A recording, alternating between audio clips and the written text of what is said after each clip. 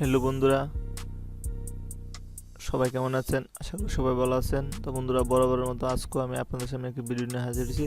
আজকের ভিডিও হচ্ছে power point. আজকে পাওয়ার পয়েন্ট ভিডিওটিতে আমরা দেখব পাওয়ার পয়েন্টের হোম অপশন। আজকের ভিডিওটি হচ্ছে পার্ট 2। আমরা প্রথম ভিডিওতে দেখেছি পাওয়ার পয়েন্টের ফাইলের কাজ। এই যে আমরা এই ফাইলের কাজ দেখেছি। তা আমরা আজকে দেখব পাওয়ার পয়েন্টের এই যে হোম অপশনটির কাজ। এই পাওয়ার পয়েন্ট হোম অপশনটিতে 6টি পার্ট আছে। প্রথমটা হচ্ছে এই যে ক্লিপবোর্ড, তারপরে স্লাইড, তারপরে font, paragraph, drawing, editing. Slide গ্রুপে থাকবে স্লাইডের লেআউটগুলো নেওয়া এবং নিউ স্লাইড নেওয়া। ক্লিপবোর্ডে থাকবে কাট, কপি, পেস্ট। তাছাড়া কাট, কপি অপশনগুলোকে আপনি ইচ্ছে করলে ক্লিপ করে রাখতে পারবেন। তো বন্ধুরা, সময় নষ্ট করব না, আমরা তাড়াতাড়ি মূল ভিডিওতে চলে যাই।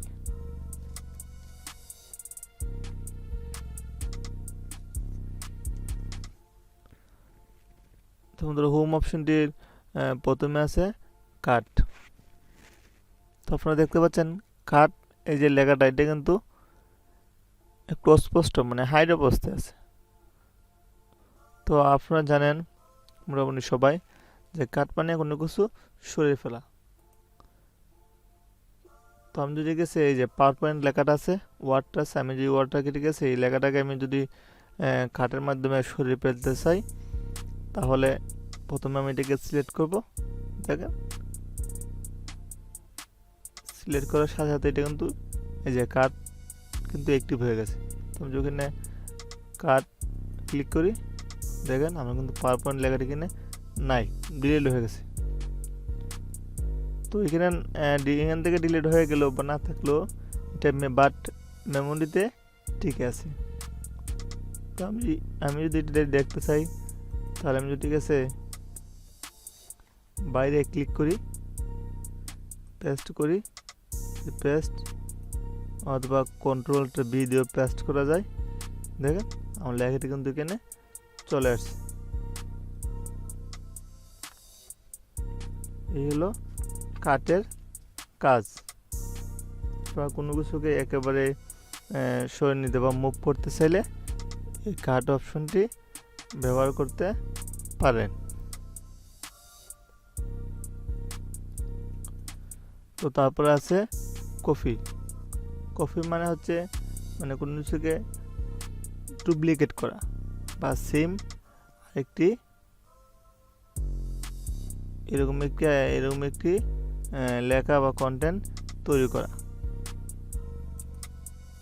তো আমি যদি এটাকে সিলেক্ট করি এবং কপিতে ক্লিক করি, তারপর যদি এখন বাইরে পেস্ট করি,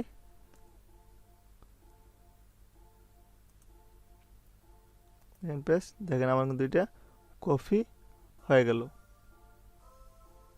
তো বন্ধুরা, এছাড়াও কপির আর কিছু অ্যাডভান্স অপশন আছে। যেমন আমি পাওয়ার পয়েন্ট সিলেক্ট করলাম, তারপর আমি যে এখানে কপি আছে, কপির যদি এর বাটনে ক্লিক করি, দেখেন আর 2টা বাটন চলে আসলো, কপি, ডুপ্লিকেট। তো আমরা কপিতে বুঝলাম। আমি যদি গেছে এই পুরা লাইনটাকে আর একটা কপি বা ডুপ্লিকেট করতে চাই, তাহলে আমি গেছে এই যে এখানে সিলেক্ট করব। সিলেক্ট করা অবস্থায় যে আমি কপি এরো বাটনে ক্লিক করব, তারপর যে নিচে আছে ডুপ্লিকেটে ক্লিক করব। দেখুন বন্ধুরা, সেই একটা লাইন তৈরি হয়ে গেল। ঠিক আছে, দেখেন আমি এটাকে মুভ করে দেখেন ডাবল 2টা হয়ে গেল।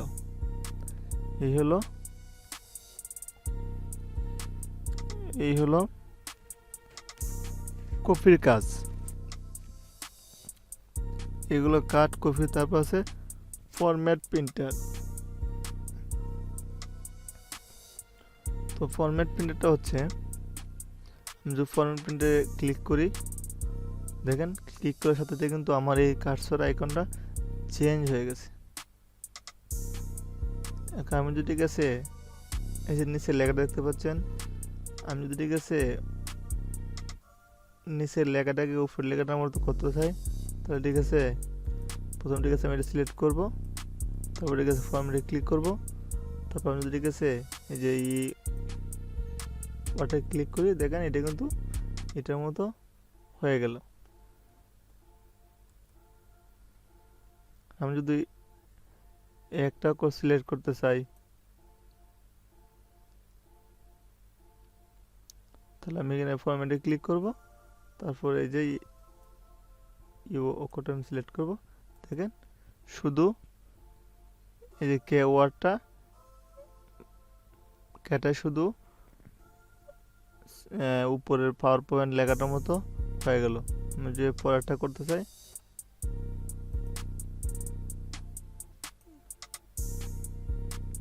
ফরম্যাটে ক্লিক করি, আমি এটাকে সিলেক্ট করি, দেখেন এটা কিন্তু এই যে উপরে বাংলা ওয়ার্ডের মতো হয়ে গেল।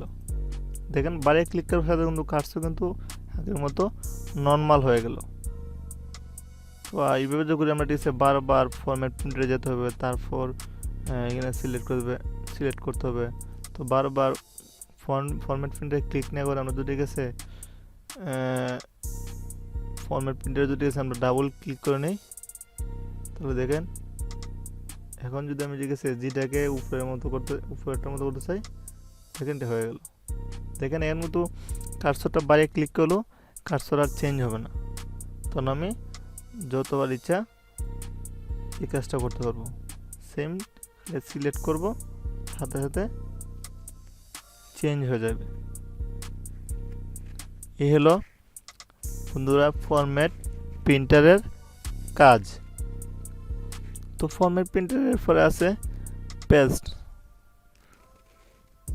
পেস্ট হচ্ছে একটি গুরুত্বপূর্ণ পার্ট, এমএস বলেন, এক্সেল বলেন বা পাওয়ার পয়েন্টে বলেন। তো পেস্টে আরও কিছু অ্যাডভান্স অপশন আছে। এই যে পেস্টের এরো বাটন যদি ক্লিক করি, দেখেন ইউজ ডেস্টিনেশন থিম, তারপরে আছে কিপ সোর্স ফরম্যাটিং, তারপর আছে পিকচার, তারপর আছে কিপ টেস্ট অনলি। তার মধ্যে ঠিক আছে এটাকে সিলেক্ট করি, তারপর এটাকে অ্যারোনে ক্লিক করি, দেখেন এটা যদি পেস্ট করি তাহলে সেম হবে। তারপর আছে কিপ সোর্স ফরম্যাটিং, যদি ক্লিক করি,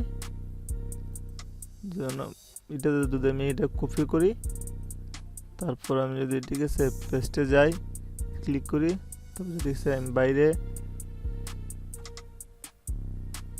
যদি পেস্ট করি,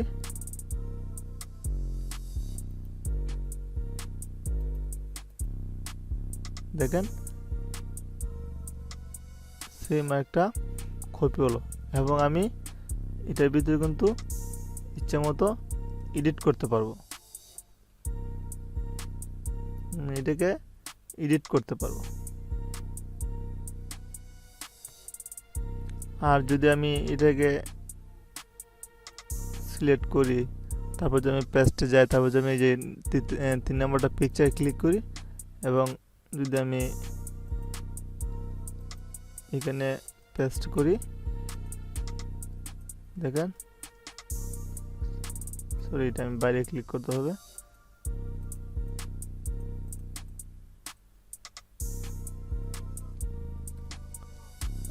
ঠিক আছে আমি এটাকে যদি সিলেক্ট, দেখেন এটা কিন্তু আমি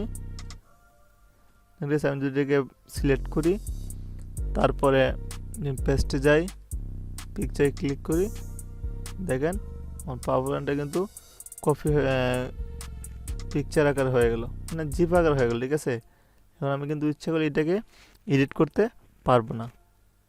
তো পেস্টের মাধ্যমে কিন্তু জিপ আকারও কপি করা যায়।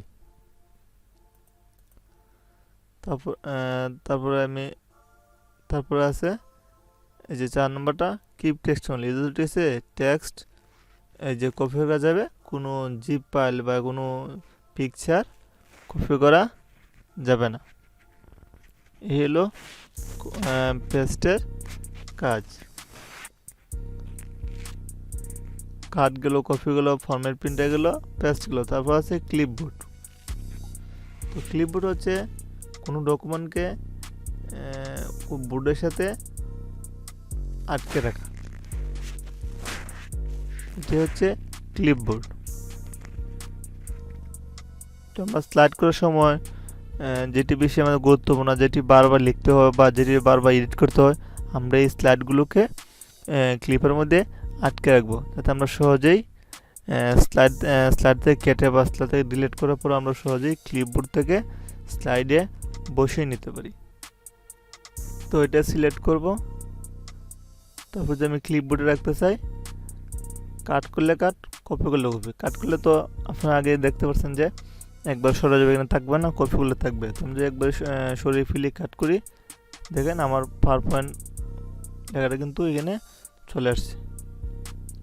তারপরে আমি ঠিক আছে বাংলাটা ক্লিপবোর্ডে নিতে চাই, এই যে কাটা যাব, দেখেন চলে আসছে। তারপরে আমি এই টিউটোরিয়ালটাকে নিতে চাই, কাট করব, দেখেন চলে আসছে। এখন আমি আরেকটা স্লাইড তৈরি করার সময় আমার প্রয়োজন পড়ছে এটা নিয়ে, আমি যদি নিতে চাই তাহলে সেইটা আমি ক্লিক করব, দেখেন আমার টিউটোরিয়ালটা চলে গেল। সরি, আমরা প্রথমটা পাওয়ার পয়েন্টে নেই, ক্লিক করলাম পাওয়ার পয়েন্ট, তারপরে বাংলা, তারপরে টিউটোরিয়াল শব্দটি চলে গেল। এই হচ্ছে বন্ধুরা ক্লিপবোর্ডের কাজ। আপনারা স্লাইড তৈরি করার সময় এভাবে ক্লিপবোর্ডে রেখে দিতে পারেন এবং সহজেই এগুলো আবার নতুন স্লাইড তৈরি করার সময় বসিয়ে নিতে পারেন। তো ক্লিপবোর্ডের পরে এই যে পাওয়ার পয়েন্টের সবচেয়ে গুরুত্বপূর্ণ যে বিষয়টা, সেটা হচ্ছে নিউ স্লাইড। দেখেন আমাদের এখানে অলরেডি একটা স্লাইড আছে। তো আমি যদি আরেকটা স্লাইড নিতে চাই, তাহলে আমি এই যে নিউ স্লাইডে ক্লিক করব, দেখেন আরেকটি স্লাইড ক্রিয়েট হলো। তারপরে বন্ধুরা আমি যদি গেছে স্লাইডের নিচে একটা এরো বাটন যদি ক্লিক করি, দেখেন এখানে অনেক স্লাইডের অপশন আছে। প্রথমটা হচ্ছে স্লাইড টাইটেল, এটাতে শুধু স্লাইডের টাইটেল লেখা যাবে। তারপর আছে টাইটেল এন্ড কন্টেন্ট, এটাতে শুধু টাইটেল এবং কন্টেন্ট লেখা যাবে। তারপর আছে সেকশন হেডার, টু কন্টেন্ট, মানে দুইটা পার্টে কন্টেন্ট লেখা যাবে। এটাতে শুধু টাইটেল অনলি, শুধু এটাতে শুধু টাইটেল লেখা যাবে। টাইটেল অনলিটাতে কী হবে, শুধু টাইটেল লেখা যাবে। তারপর আছে লেআউটটা সেম, নিউ স্লাইডের যে অপশন অ্যাডভান্স অপশনগুলো আছে সেম নিউ স্লাইডের মতোই লেআউট অপশনটি। তারপর আছে রেস্ট। তো বন্ধুরা আমি যদি ঠিক আছে এই লেখাটাকে রেস্ট মানে ঠিক আছে সেম আগের মতো হয়ে যাবে। তো আমি এই লেখাটা ডিজাইন করার আগে যেমন ছিল ঠিক নর্মাল সেই রকম হয়ে যাবে। তো আমি ঠিক আছে এটাকে সিলেক্ট করি, সিলেক্ট করার পর যদি ঠিক আছে আমি রেস্টে দিই, দেখেন রেস্টে ক্লিক করলাম, সাথে আমার পুরো লেখাটা কিন্তু চেঞ্জ হয়ে গেল। মানে ফার্স্ট আমরা প্রথম যে লেখাটা লিখছিলাম ঠিক সেম লেখা হয়ে গেল। রেস্টে ক্লিক করলে পুনরায় আগের মতো হয়ে যাবে। এই হলো রেস্টের কাজ। তারপর হচ্ছে সেকশন। তো আমরা একটা স্লাইড তৈরি করার সময় একটা কন্টেন্ট তৈরি করার সময় অনেকটি স্লাইড থাকে, 10, 20, 50, 100 আরও বেশি স্লাইড থাকে। তো একটা কন্টেন্টের যে স্লাইডগুলো আমরা ব্যবহার করি, কয়েকটা স্লাইড মিলে কিন্তু এক একটা পার্ট হয়। প্রথম থাকে শিরোনাম, তারপর ঠিক আছে বিষয়, তারপরে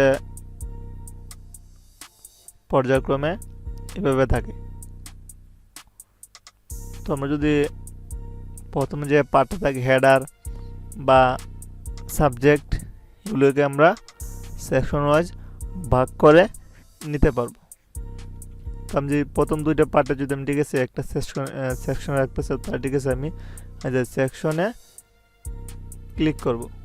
এখানে আছে অ্যাড সেকশন, এই অ্যাড সেকশনে ক্লিক করব, এখানে যে আমরা সেকশনটা ক্রিয়েট হলো।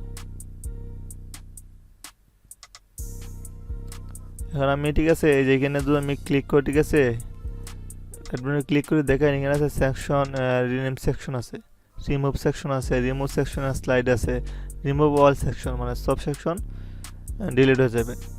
তো আমি ঠিক আছে যদি রিনেম করতে চাই, এই যে রিনেম অপশন আসছে, তো আমি এখানে ঠিক আছে পার্ট 1 দিই, দেখি রিনেম দিই, এখানে আমার সেকশন মতো পার্ট 1 হলো।